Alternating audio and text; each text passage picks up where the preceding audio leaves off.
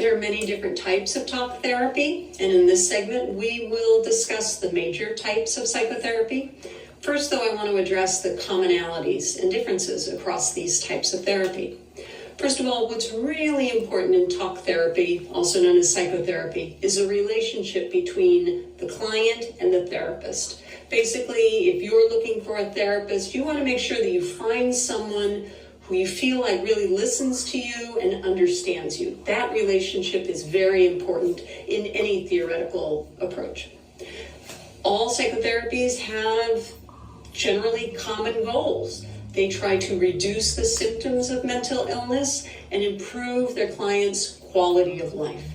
Now, exactly how they do that is part of the differences. So, one difference is who therapy is given to. Sometimes therapy is given to an individual, sometimes it's a couple, sometimes it's a family or group therapy. So that's one way of differentiating therapies. The other way is a theoretical approach. Some therapies are based on the assumption that once you understand, you gain insight into why you behave the way you do, why you react to things the way that you do, that insight will help you to understand yourself and your situation better, have more compassion for yourself, learn strategies to help you live a happier, more fulfilling life. Some therapies focus on changing your emotional reactions. Some therapies focus on changing how you think about yourself and your world and your situation. And other therapies focus just on changing your behavior, and they don't try to change your thoughts or your emotions. Those groups think that once you change your behavior, then changes in thoughts and emotions will come along naturally after the fact. Okay, let's start with Freud, because all psychotherapy starts with Freud. It was the first type of talk therapy, and Freud's big assumption was that therapy could be used to help people understand memories of traumatic events that they may have repressed, things that they might be fixated on, issues that they may not have resolved in their childhood, conflicts from their childhood that may be still hampering them today. Psychoanalysis is based on insight. The idea would be that if you come to understand that you have some unresolved conflict from the past, that you can work on that conflict now and have better relationships in the future. And as you may remember, the tools that are used in psychoanalysis are many. Some of the big ones are free association. So instead of asking you what you think about your mother, a psychoanalyst might say, if I say the word mother, what's the first idea that comes into your mind? Remember, they're trying to work through the unconscious.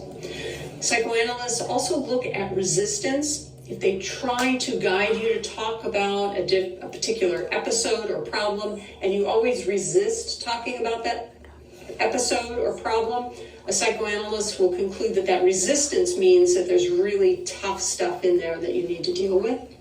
They analyze dreams, again, as a door to understanding the unconscious. They also think about patterns of transference.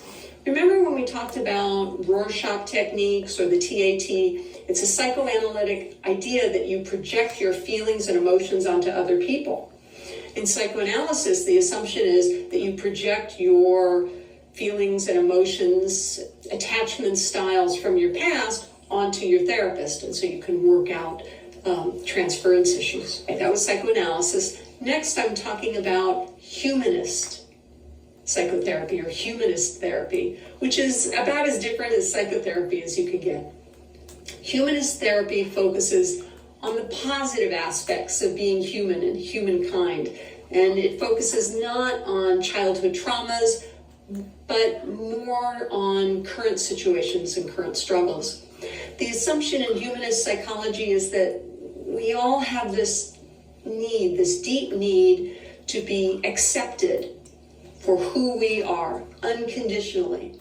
And so humanist therapists try really hard to get people to understand that they are valuable and that the therapist accepts the client for who they are.